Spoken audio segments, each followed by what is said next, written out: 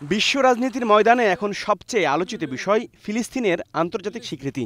এর মধ্যে জাতিসংঘের ১৯৩টি সদস্য রাষ্ট্রের প্রায় ৮০% দেশ ফিলিস্তিনকে একটি স্বাধীন সার্বভৌম রাষ্ট্র হিসেবে স্বীকৃতি দিয়েছে। এ তালিকায় জাতিসংঘের ৫টি স্থায়ী সদস্য রাষ্ট্রের ৪টি দেশকেই পাশে পেয়েছে ফিলিস্তিন।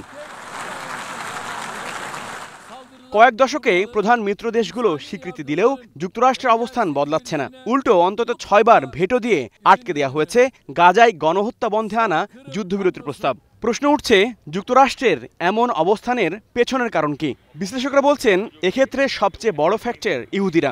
তাদের সমর্থনে চলছে মার্কিন রাজনীতি।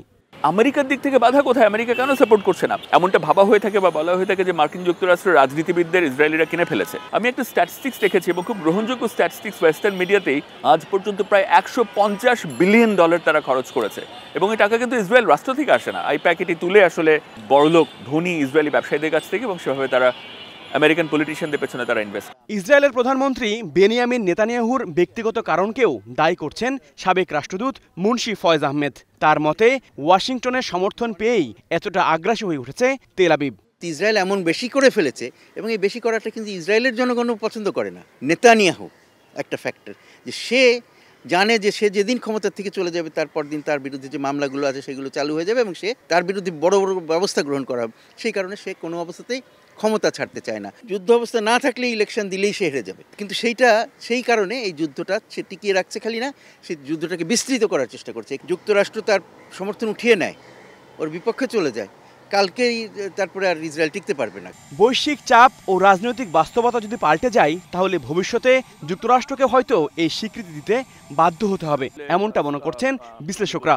তবে এই স্বীকৃতির ধরনটা হবে কিছুটা ভিন্ন ধাঁচের। টু স্টেট মডেল সলিউশনের কথা যেটা বলা হচ্ছিল, এটি আরও বেগবান হবে এবং শেষ পর্যন্ত হয়তো বা মধ্যপ্রাচ্যে সত্যি পাশাপাশি যদি ফিলিস্তিনি রাষ্ট্র, স্বাধীন সার্বভৌম ফিলিস্তিনি রাষ্ট্র এবং ইসরায়েল বসবাস করতে পারে, তাহলে হয়তো মধ্যপ্রাচ্যে আমরা অবশেষে এক ধরনের শান্তি দেখতে পাবো বলে আমি মনে করি। তারা যদি সত্যি সত্যি শক্তভাবে এগুলো করে, তাহলে কিন্তু এটা একটা চাপ মার্কিন যুক্তরাষ্ট্রের উপরেও পড়বে।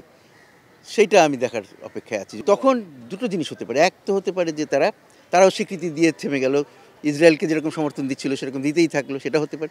অথবা তারা ইসরায়েলকে বলতে পারে যে তোমরা এখন একটু ভদ্র হও, একটু ভদ্র হও। স্বীকৃতি দান বা স্বাধীন ফিলিস্তিন রাষ্ট্রের প্রতিষ্ঠায় সায়না দিলেও ওয়াশিংটন মাহমুদ আব্বাসের নেতৃত্বাধীন প্যালেস্টিনিয়ান অথরিটি বা ফিলিস্তিনি কর্তৃপক্ষকে স্বীকৃতি দিয়েছে বেশ আগেই।